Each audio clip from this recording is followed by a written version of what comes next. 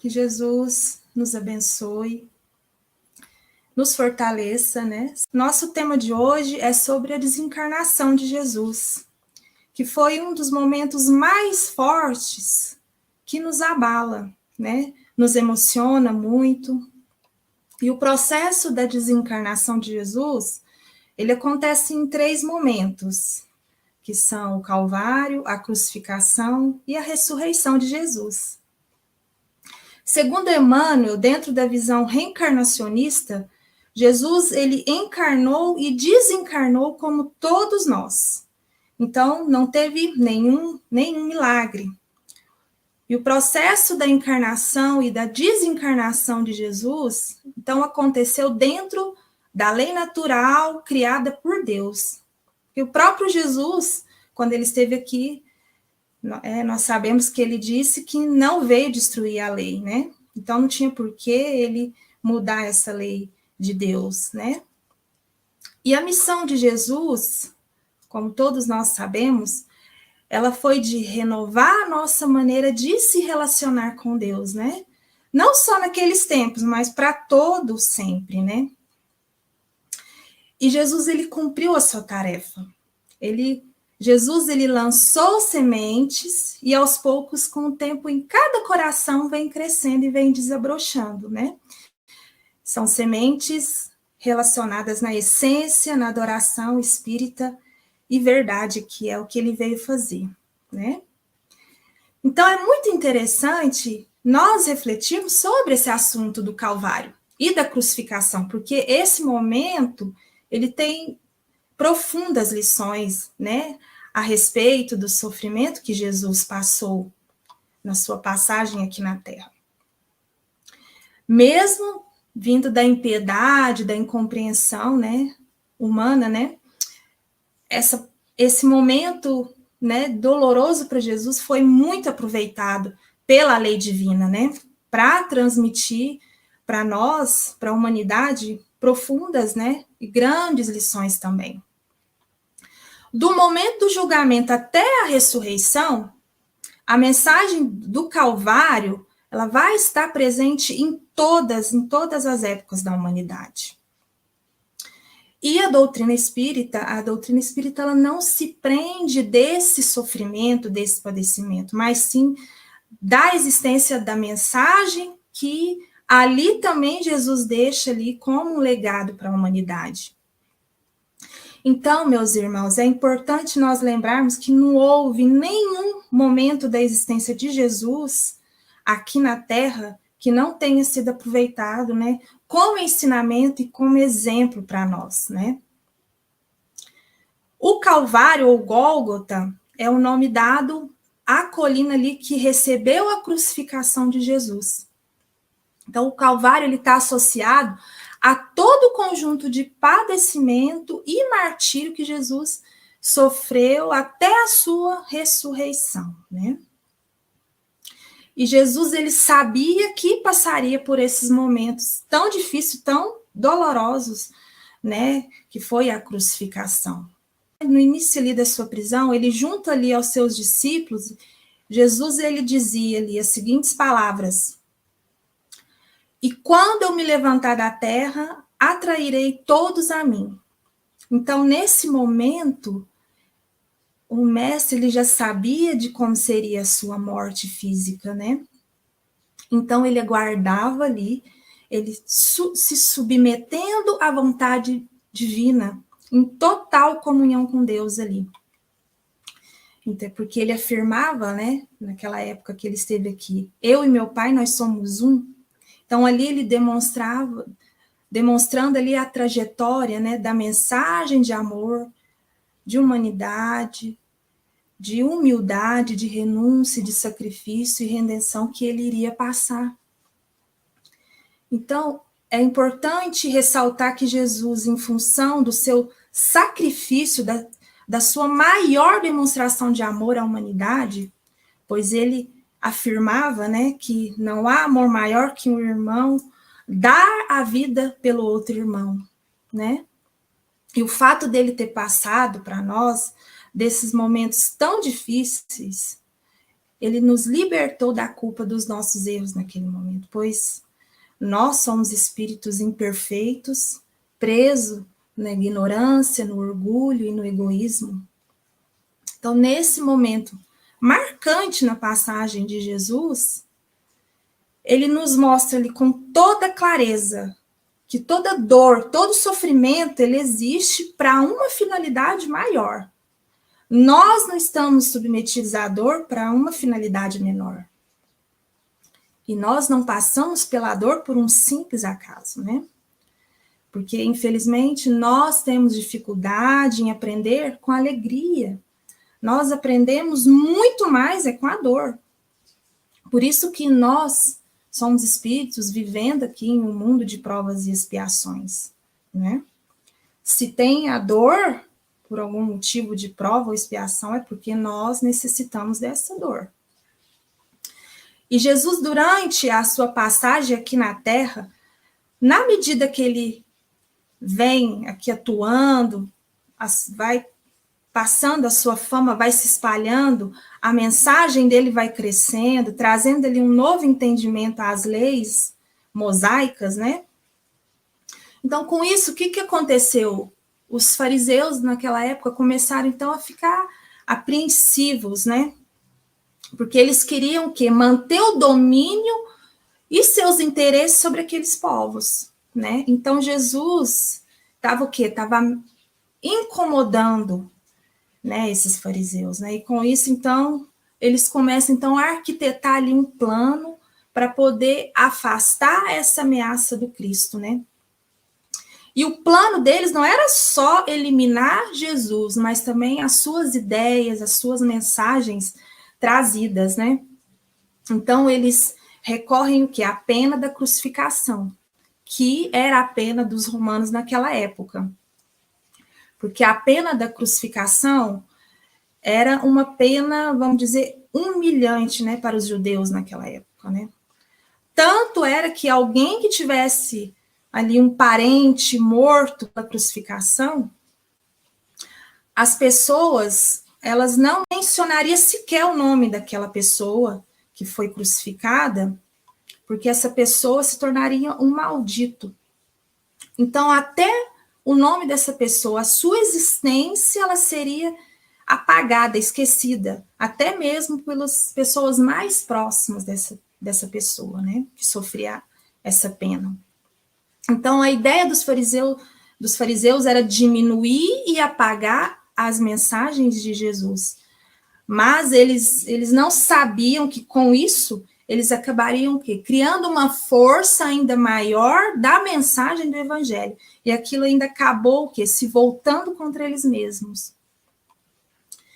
E antes da sua prisão, Jesus, ele se recolhe ali no Horto das Oliveiras, né, em prece, juntamente ali com Pedro, João e Tiago, ali ele encontrando naquela atitude de humildade, o fortalecimento, né, para o que ele iria passar, né? E ali, em poucos momentos, então, ele seria preso pelos soldados romanos ali, né? Os soldados vêm acompanhados pelos mais principais sacerdotes, né?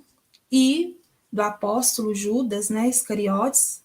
Judas, ele vem junto lá, né? Com os fariseus e com os soldados romanos. E Judas aproxima de Jesus e beija na face dele, para Jesus ser identificado ali pelas autoridades, né? Então, ali inicia, então, o Calvário de Jesus em total solidão. Essa passagem, meus irmãos, está no Evangelho de Lucas, no capítulo 22, versículo 47 ao 48. Então, Jesus, ele sabia do seu testemunho, e ele corajosamente, amorosamente, ele se entrega ali a mais uma mensagem que até hoje, né, permanece ali como a mais bela, a mais fascinante que o mundo já conheceu, né?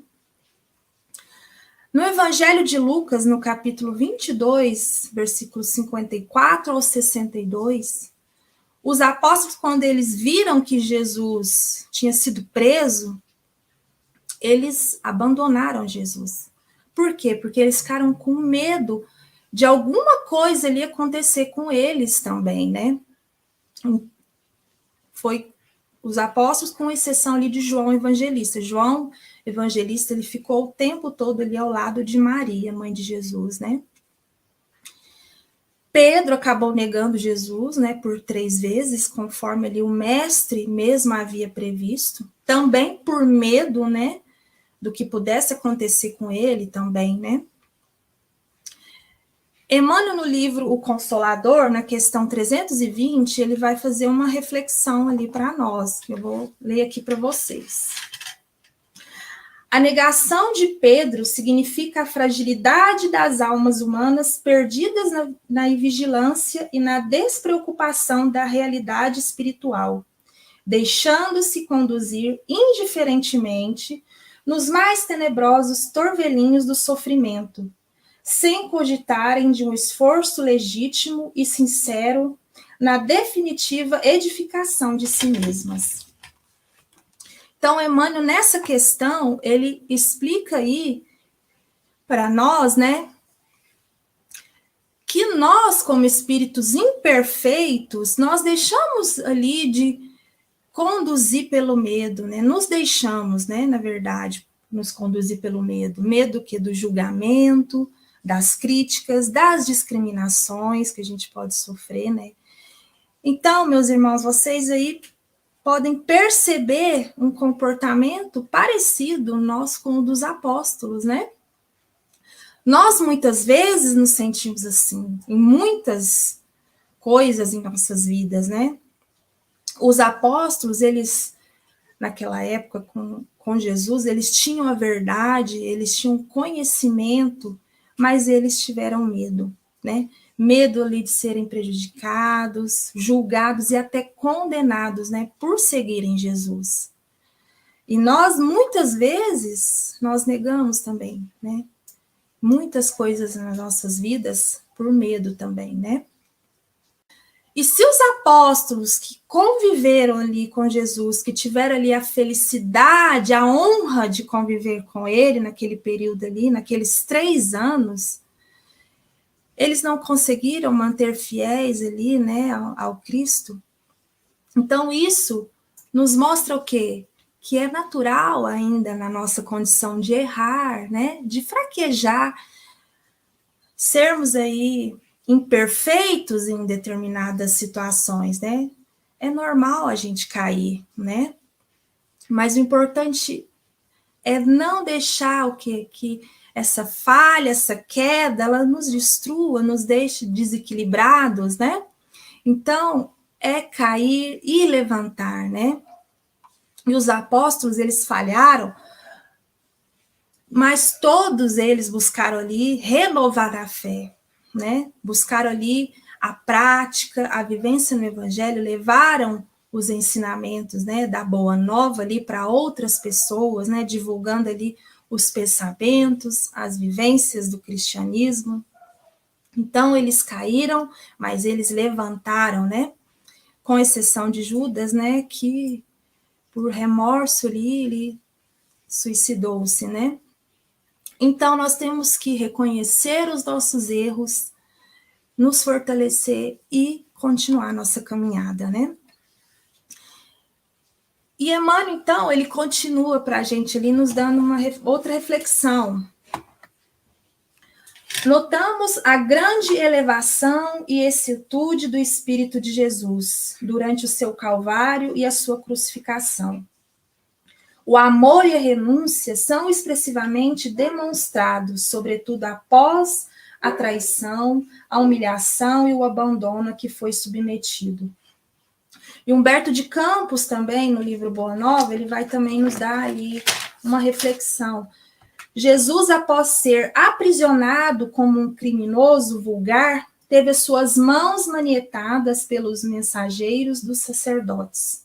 Depois das cenas descritas com fidelidade nos evangelhos, observamos as disposições psicológicas dos discípulos que o acompanhavam. Pedro e João foram os últimos a se separarem do Mestre amado. depois de tentarem fracos esforços para a sua libertação. Os movimentos criminosos da turba enfurecida no dia seguinte arrefeçaram o entusiasmo e o devotamento dos companheiros mais enérgicos e decididos na fé. Então, Jesus, ele sofreu a humilhação, o abandono daqueles que o seguiram, né? Não só ali dos apóstolos, né? Como eu disse, com exceção de João, que permaneceu ali ao lado de Maria, mas também do povo, que em poucos momentos, antes da sua prisão, estava ali, ouvindo o seu evangelho, adorando a Jesus, né? Em poucos instantes, em poucas horas, estava ali condenando e pedindo a sua crucificação.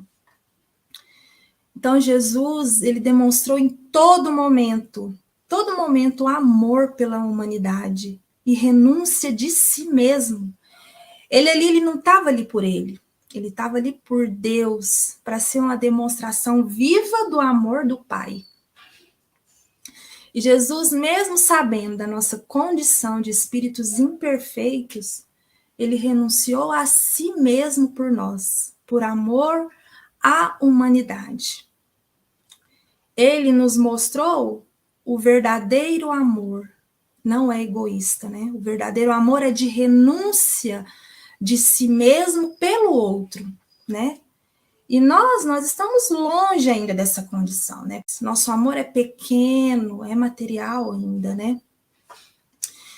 E Jesus, por nos amar e acreditar em nossos esforços, meus irmãos, é que ele renunciou e passou por todo esse sofrimento, por acreditar em nós, né?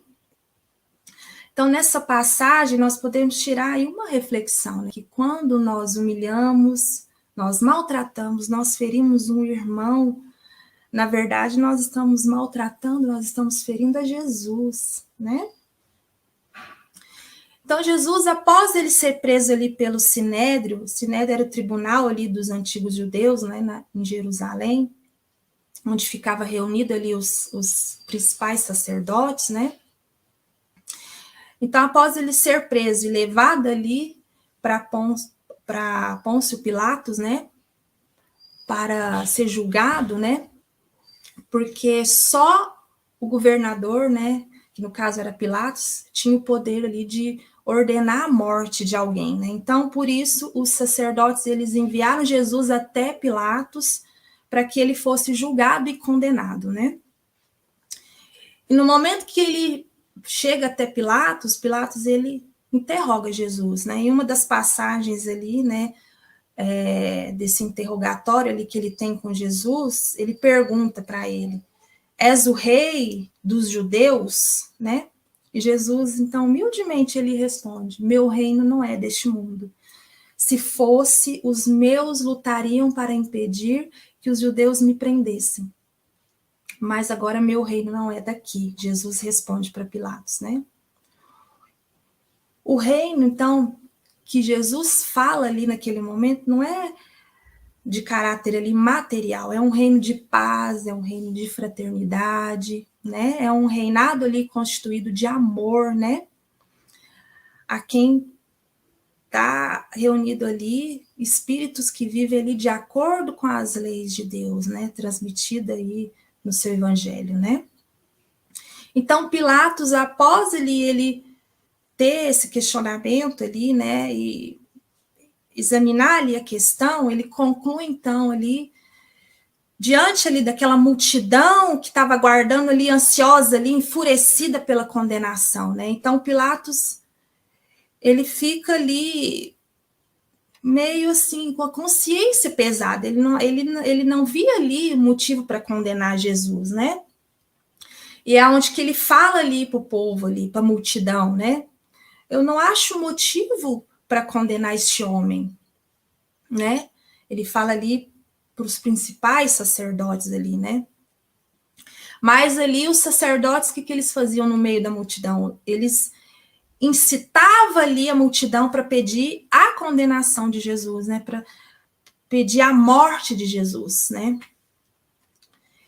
Nos relatos ali bíblicos ali, esses revela ali o que era ali o motivo desses sacerdotes entregarem a Jesus. Né? Era inveja ali, né? Medo ali, né? Deles perderem ali o poder ali pelo povo, né?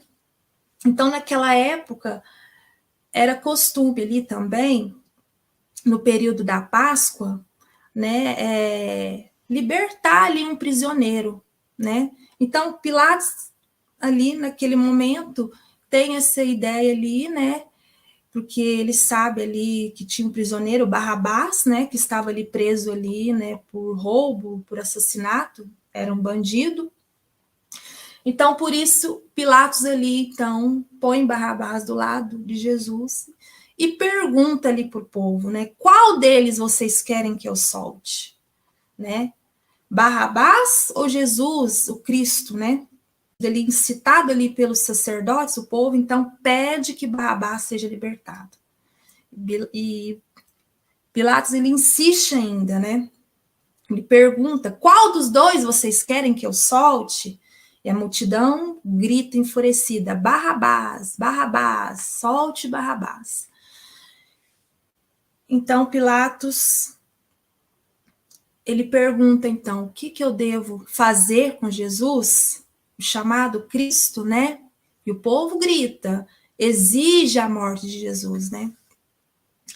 Então, ele vendo ali que ele não conseguia mesmo, né, libertar Jesus, né, porque ele via que Jesus não era culpado de nada, não tinha motivo para estar ali. Então, Pilatos, ele manda vir ali a água e ele, então, lavou as mãos ali, né, diante do povo e falando ali, estou inocente deste sangue, do sangue deste homem, né? Então, fique aí com o caso, vocês, fique aí o caso convosco, né? Então, Pilatos, o que ele faz? Ele entrega Jesus aos soldados e esses soldados levam, então, Jesus para ser crucificado. Então, meus amigos, nós notamos aí nessa passagem que Pilatos, ele procurou ali ser justo ali, né? Diante daquela acusação ali que estava sendo infundada, né? Contra Jesus. Mas ele não resistiu, né? Ele preferiu ali defender os seus interesses, né? E ele, o que ele faz? Ele se omite.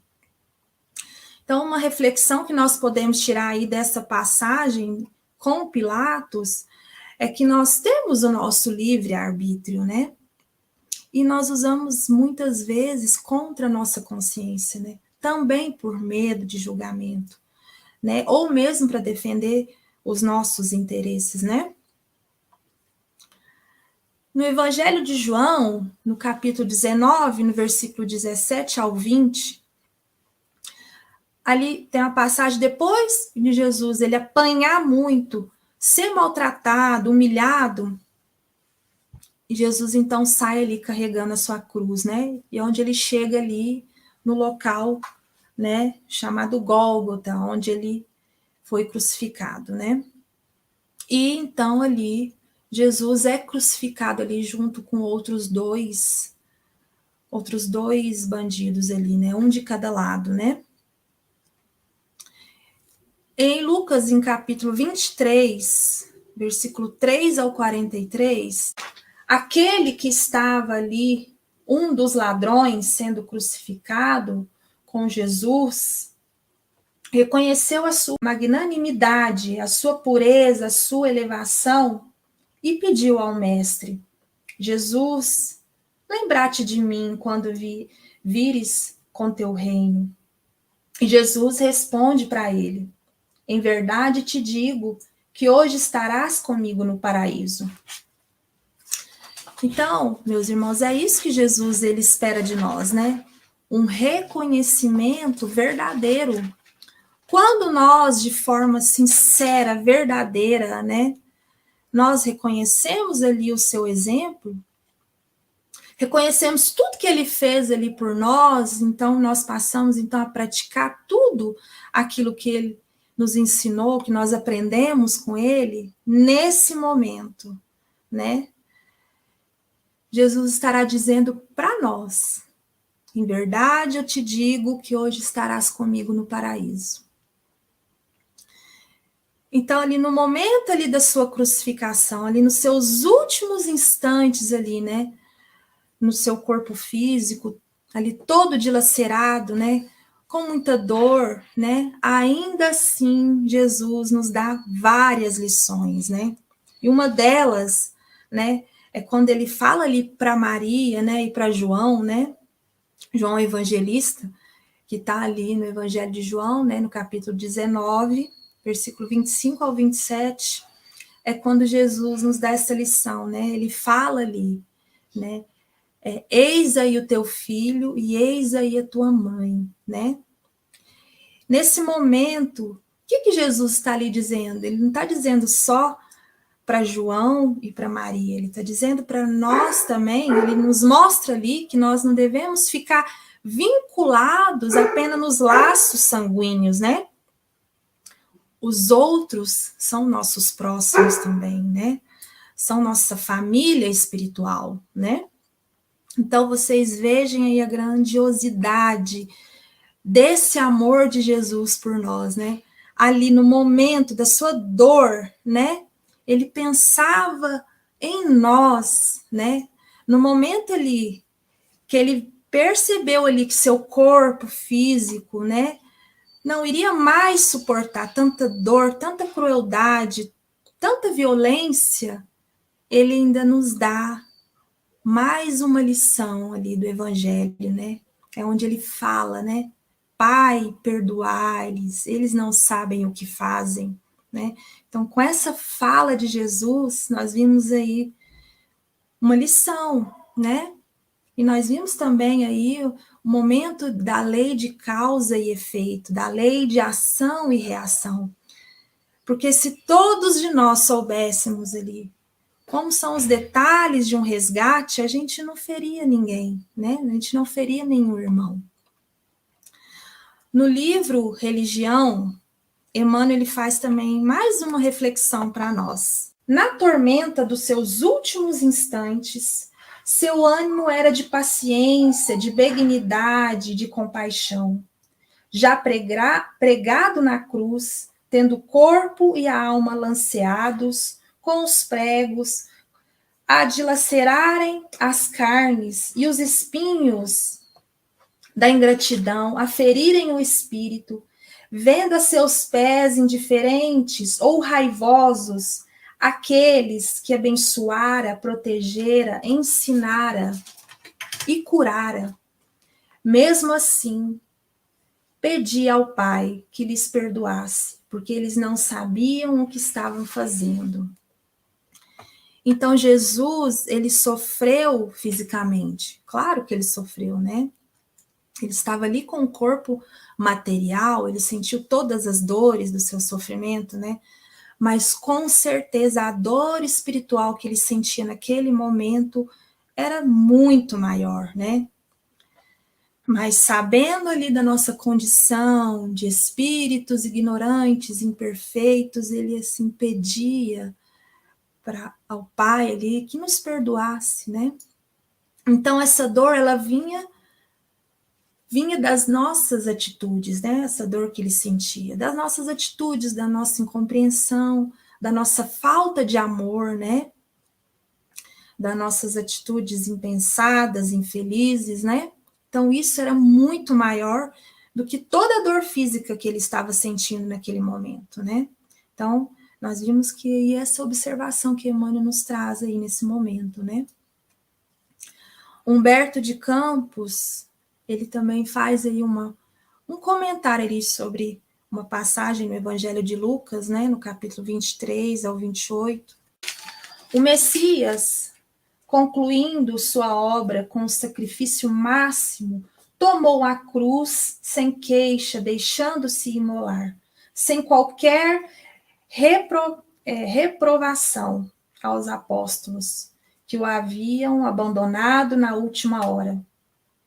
Conhecendo que cada criatura tem o seu instante de testemunho no caminho da redenção da existência, deixou esse fato de lado e, observando as piedosas mulheres que o cercavam, banhadas em lágrimas, disse Jesus: Filhas de Jerusalém, não choreis por mim, chorai por vós mesmas e por vossos filhos.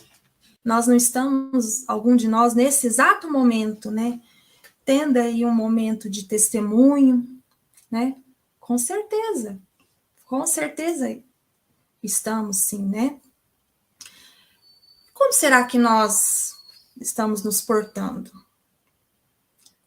Com certeza, lamentando, queixando, né? Culpando o próximo aí, deixando o desespero tomar conta, né? Culpando o próximo pelos nossos erros, né? Então, gente, os testemunhos, eles vêm todos os dias. Todos os dias nós temos aí uma oportunidade de estar testemunhando a nossa fé, a nossa confiança, né? A nossa devoção ao Pai.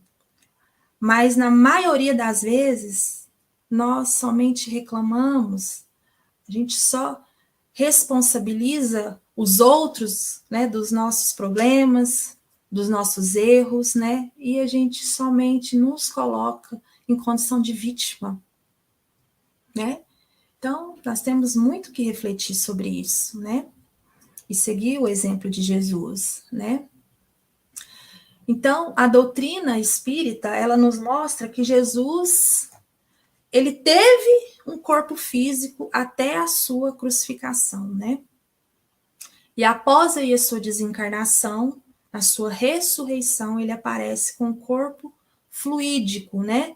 Com o seu corpo perispiritual. Isso é explicado aí por Kardec na Gênesis, né? Se eu não me engano, no capítulo 15. E nós usamos essa termologia ressurreição, mas nós sabemos que a ressurreição, ela é o que? É o retorno ao mesmo corpo físico, né? E nós sabemos que isso é impossível, né? E Jesus, então, ele não retornou para o mesmo corpo físico, né? Material. Na verdade, esse corpo, ele não foi nem achado, né? Pode ter sido dissipado aí, né? Na verdade, ele não deveria mesmo ser achado.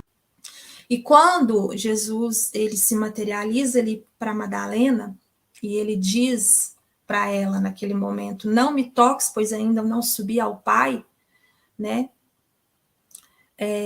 Segundo Divaldo, né? Chico mesmo relatou para ele aí que nessa passagem, Jesus, durante 3 dias após sua crucificação, né, seu desencarne, ele esteve ali nas regiões umbralinas, né, ajudando Judas, né, ajudando Judas Iscariotes ali, que tinha suicidado. E uma passagem do Evangelho de João, onde Jesus, ele aparece ali também para os seus discípulos, após ali a sua crucificação, ele conversa com Simão Pedro, né, é um momento ali que os discípulos, né, eles estão ali um momento ali perdidos, né, desalentados, sem saber muito bem ali o que fazer, sem rumo, né, porque não tinha mais a presença do mestre ali com eles. Assim como o Pai me enviou, eu vos envio a vós. Jesus manifestou-se a seus discípulos e depois de comerem, perguntou a Simão Pedro: Simão, filho de João, tu me amas mais do que estes? Pedro respondeu: Sim, Senhor, tu sabes que eu te amo. E Jesus disse: Apacenta os meus cordeiros. E disse de novo a Pedro: Simão, filho de João, tu me amas? E Pedro disse: Sim, Senhor, tu sabes que eu te amo. E Jesus disse: Apacenta as minhas ovelhas. E pela 3ª vez perguntou a Pedro: Simão, filho de João, tu me amas? Pedro ficou triste porque Jesus perguntou 3 vezes se ele o amava. E respondeu: Senhor, tu sabes de tudo, tu sabes que eu te amo. E Jesus então disse: Apacenta as minhas ovelhas. Isso está em João, capítulo 20, versículo 21, e João, capítulo 21, versículo 15 ao 19. Então, nós vimos aí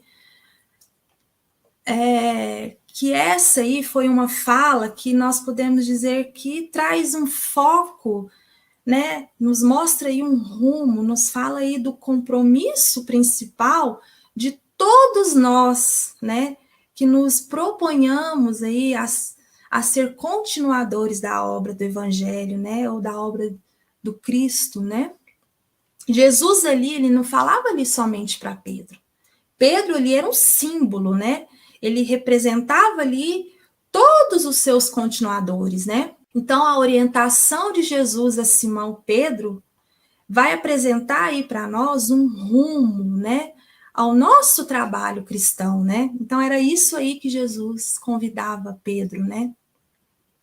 Então, quando nós recebemos a orientação do Evangelho, aprendemos aí a nos conduzir, né, para também conduzir, né, orientar, né, e amparar também, né? Então, mesmo aí com as nossas imperfeições, né, que nós já reconhecemos aí em parte, né, mesmo assim, né, ainda assim nós somos convidados por Jesus, né? Então, porque essa é a misericórdia do nosso mestre, né? Em nos permitir partilhar aí da sua obra, né? Por isso que Jesus pergunta 3 vezes para Pedro. É para que ele responda ali algo que vem do coração, né? Por ele ter negado Jesus por 3 vezes, né? Após aí a prisão, né? E após também aí a sua crucificação, ele estava ainda abatido, estava se julgando ali incapaz de honrar a tarefa, né, que o mestre ali lhe havia incumbido, né, principalmente para ele. Então Jesus pergunta por 3 vezes se ele o amava, como se quisesse dizer, né, não importa quantas vezes nós tropeçamos, desde que em cada uma delas nós sabemos reforçar e reafirmar aí com o nosso compromisso com Jesus, né? Como ele nos pediu, né? Apacentando as suas ovelhas. E amando Jesus, com certeza nós estaremos amando os outros também, os nossos irmãos também. E assim, então, nós vamos estar aí habilitados, né? Para o trabalho aí com Jesus. Então, meus irmãos, essa aí é a mensagem de hoje, né? Que eu trouxe aqui para vocês com todo carinho, né? Então, que Jesus nos abençoe e todos aí fiquem com Deus. Muito obrigada.